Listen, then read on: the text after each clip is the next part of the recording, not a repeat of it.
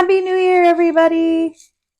Welcome back. Today we are going over the numerology of 2026 as well as the Chinese astrology of 2026. However, we are going to go back in time a little bit and touch on 2025 because I have heard so many people and just seen so many things that, it was a rough year for people. I didn't think it was that bad of a year, but I intentionally embraced the main theme of the year, and that was change. It was endings and it was releasing. Because 2025, 2 plus 2 plus 5 is 9. And then when the Chinese New Year hit, you have the year of the snake. Technically, it was the wood snake. And both of these things combined stand for endings, transition, transmutation, shedding. And the thing with the 9 year is that it's the end of the cycle. So I believe 2017 was the beginning of the last cycle. So now we have come to completion. The cycle is over. And that means that there was a lot of forced or presented transitions and endings and whatnot. And this could be thought patterns. This could be inner work done. This could be healing work that was done. This could be relationships, friendships, romantic, even familial relationships that drifted or that were brought to an end. Boundaries were set. It could be even maybe new jobs, new living arrangements, people move. It's all kinds of multiple endings and transitions and sheddings were brought to light this year. And you have a choice when it comes to change. As my guides have liked to remind me, is you can either fully embrace it and go with it, adapt to it, and just roll with the punches about what comes, or you can fight it. And traditionally, if you are someone that fights change, it doesn't really go well because you are basically going to be dragged kicking and screaming and flailing into whatever the change is. That is the unfortunate reality of the situation. I'm sorry, but it is.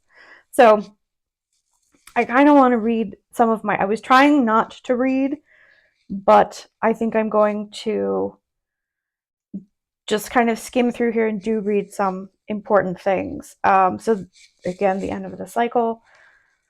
So you have this push from 2024 that's carried through from 2024 to 25 and will carry through to 2026. But it's because 2024 was a year of spiritual growth. You have endings in 25. 26 is now a year of renewal and new beginnings.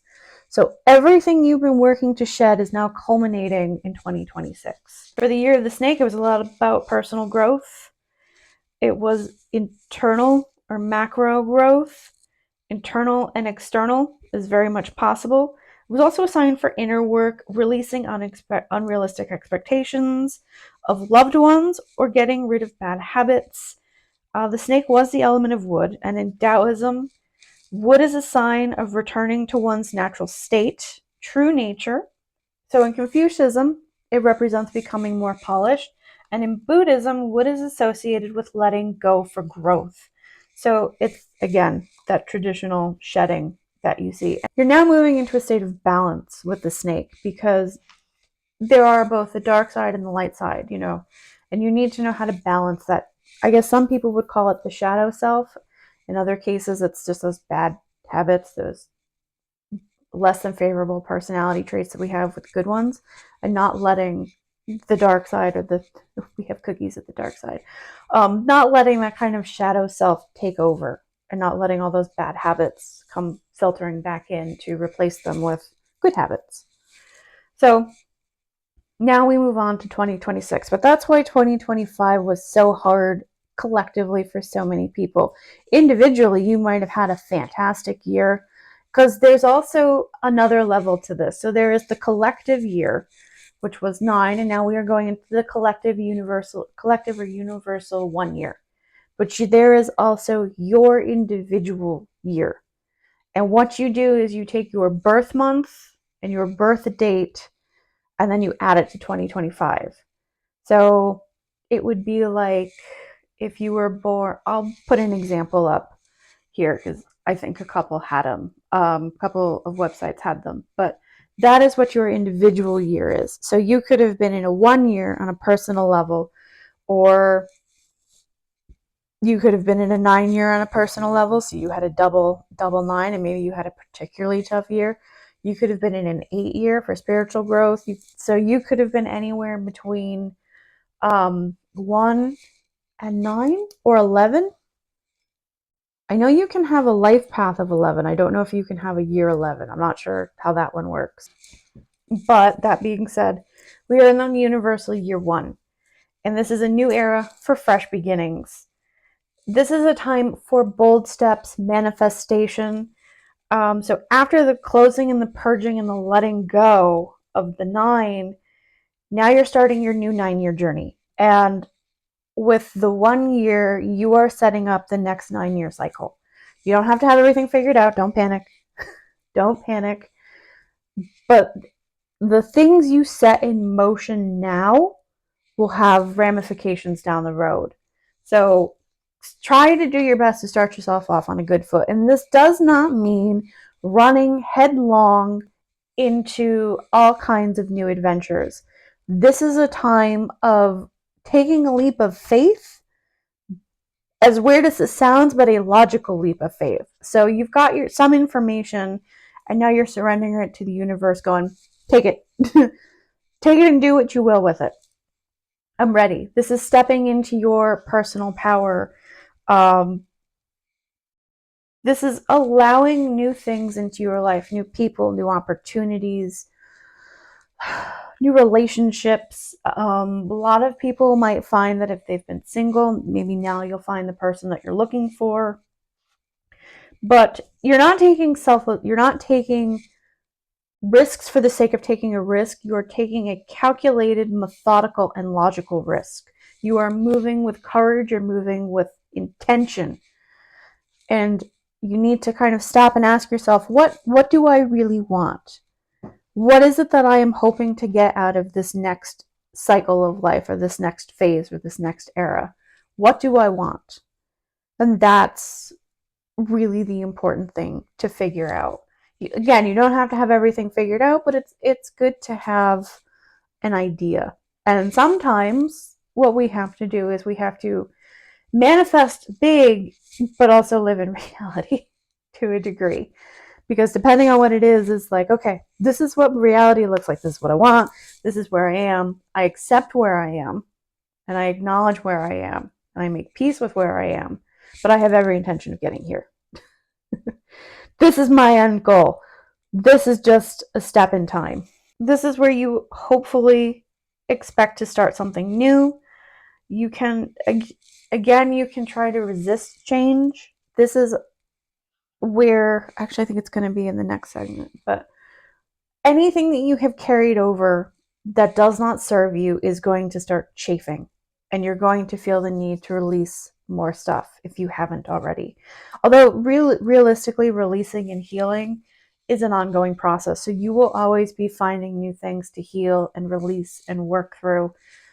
It's the nature of life, but it might be particularly strong in this year. You are being given permission to put your needs, your passion, and your priorities first.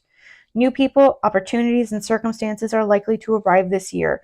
Don't wait for them to appear before you act. This is a proactive time.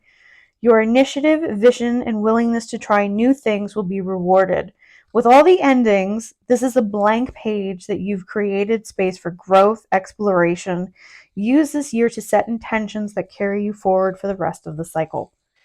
So this cycle will go until 2034. So it's starting now in 2026 and it goes to 2034. So this is where you can start planting seeds for the future. You are now also in the winter season. Winter is that time of rest. It is that time of reflection. It is that time of contemplation and planting. So use January and February to your advantage. Even up to the spring solstice. Use that time. I think it's March 21st? I think it's the spring equinox? Spring equinox, not solstice. But use that time to plan, to be proactive, to start planting those seeds, to figure out, what do I need to do in this time of rest and contemplation and solitude? Probably not completely solitary, but you get what I mean. to move forward, to spring forward in the spring, that you're going to watch unfold come, in late March, April, May, and throughout the year. This is going to be that time to figure that out for some of you. Some of you may just hit the ground running. Some of you may take this time to really methodically hunker down and be like, what do I want? What do I want to accomplish? What wheels do I need to set in motion? Because I know I'm going to be doing that this winter. There's a few things that I would like to set in motion myself that hopefully I will get to. But just be excited and go be as open as you can be for the year ahead. If any of you watch Bradley Valentine's Weekend Energy Report, one of the cards is to go in with an open heart. Keep your heart open. Keep your mind open. Don't be closed. This is not a time to be closed-minded. Do those things you've always wanted to do. Try new things. Get out and embrace new experiences. This is the time for that. And I mean, it's always a good time to do that, but now exceptionally. It might be that in those travels, you meet the people that are supposed to come into your life. You start making those new connections, hopefully. After a year of innovation, ambition, and independence, powered by trusting yourself no matter what, by releasing so much, you now have the opportunity to learn this year's lessons with more clarity and confidence. Individually and collectively, we're ready to meet the challenges of listening to one another, even more importantly, listening to ourselves. As this new cycle starts, reflect on the last 9 years and realize just how far you've come. Hopefully, this is motivation that gives you a little push. So 1 is associated with balance, independence, risk-taking, along with the upsides and downsides of new ventures. If you harness this power, it can lead to a huge level up. There is also a warning in the 1 year. It is a reminder to remove doubt and question how invincible you truly feel. Self-doubt is the fear of mistakes on a long, unknown path. And yes, this is not a time to wallow in self-doubt. I know that can be very hard. As someone who is an overthinker, I am well acquainted with self-doubt. And this is not the time. You can move with caution and try to get all of the information you need, or as much information as you can gather, but there are a lot of unknowns. This is also going to be a year of releasing some of that control. So if you're a little bit of a control freak, you're not going to be able to control how things unfold. You're not always going to be able to control things because divine timing is also a thing, much sometimes to our frustration. But this is a time when manifestation, the law of attraction, and divine timing will hopefully work in your favor. But you can't get stuck in self-doubt, and you can't get stuck in fear.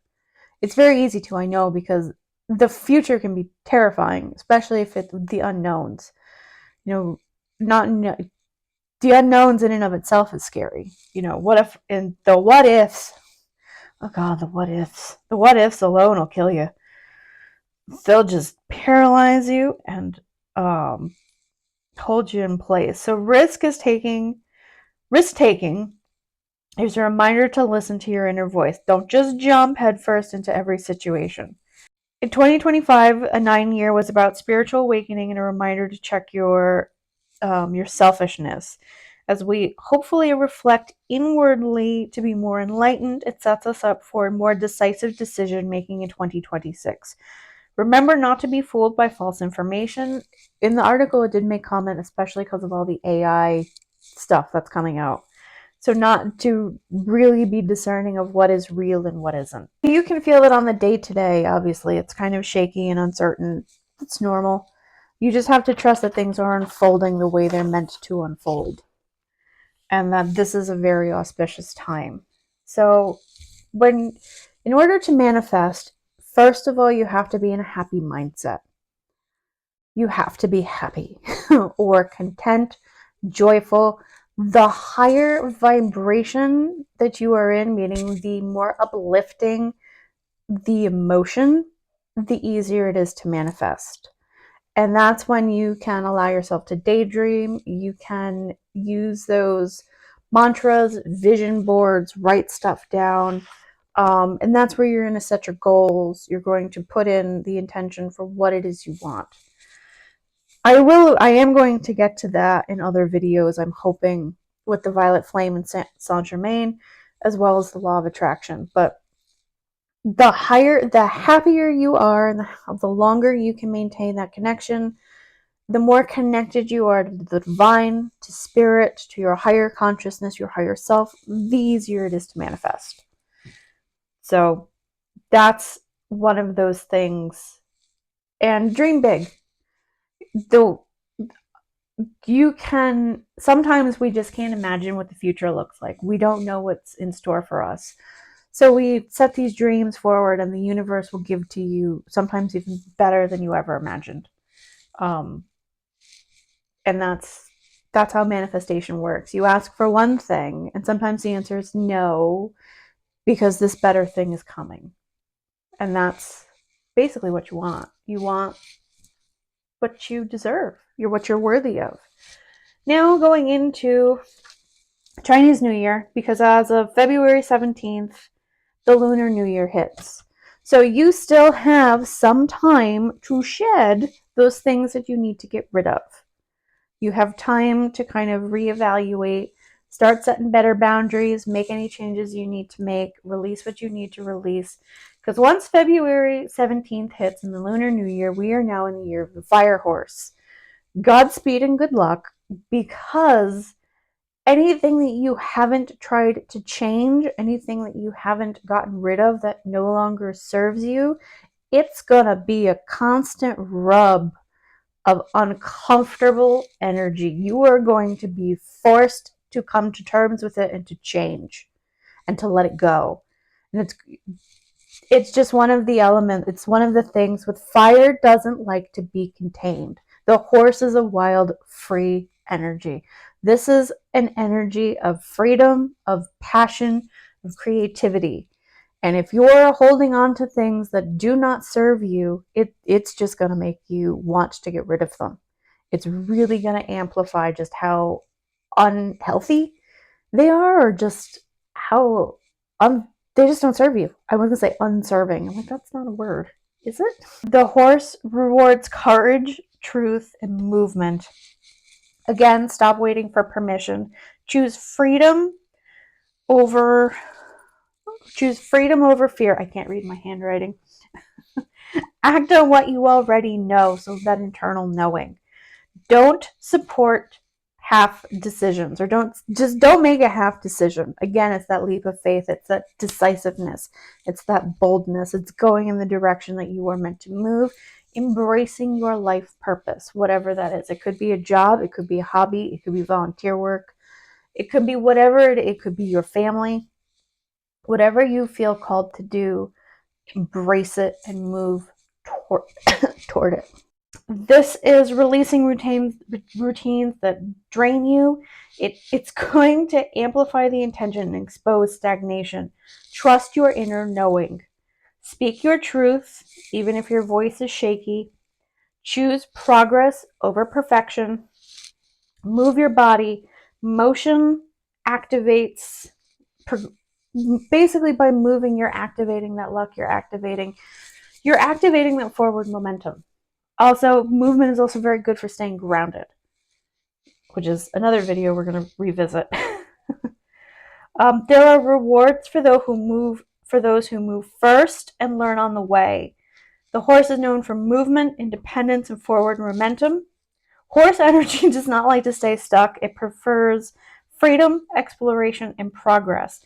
And the fire element will add intensity to this already intense animal energy. When fire and horse energy come together, the energy becomes strong and active. This is not going to be a quiet or a slow year. It encourages bold steps and honest choices. You may feel restless. You may feel a push to change, something you have been avoiding. Old routines may start to feel heavy or empty.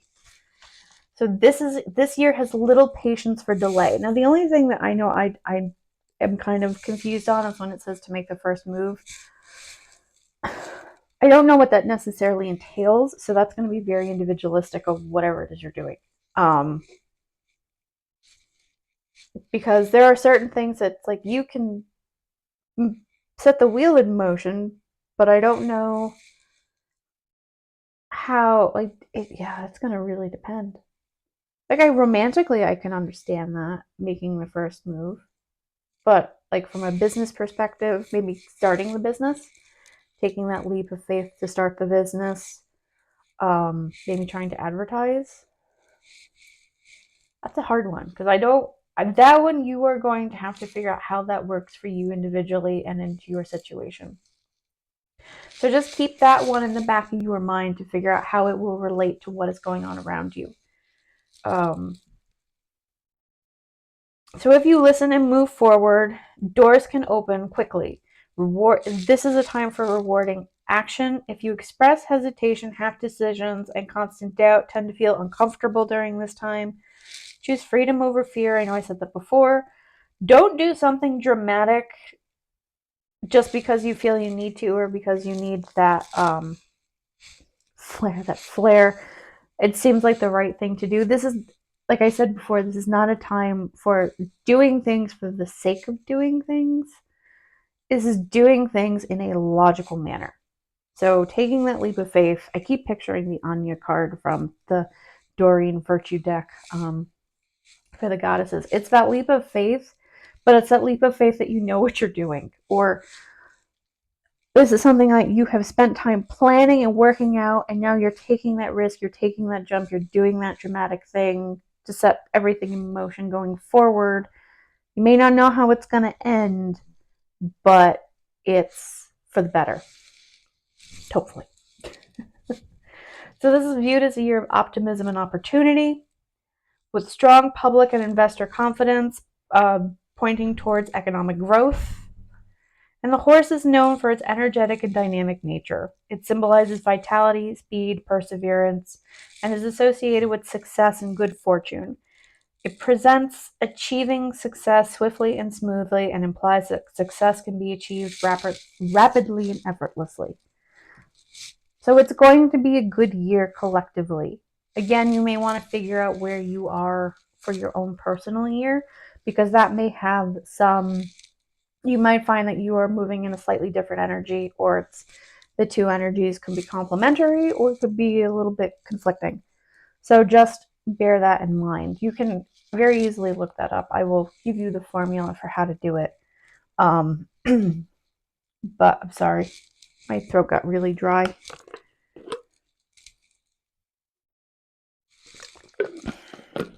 That is what you have to look forward to this year. It's going to be a good year. I don't know if anybody else feels it, but it seems like even a little bit before Christmas, the energy started shifting and everything felt a lot lighter. Like that light at the end of the tunnel is coming. There's something brewing and we're moving toward it. And that is something to look forward to. So have a happy new year, everybody. Good luck, and may you have a very blessed year ahead. May it be as prosperous as we hope it is. All right. I will see all of you again very soon. Bye.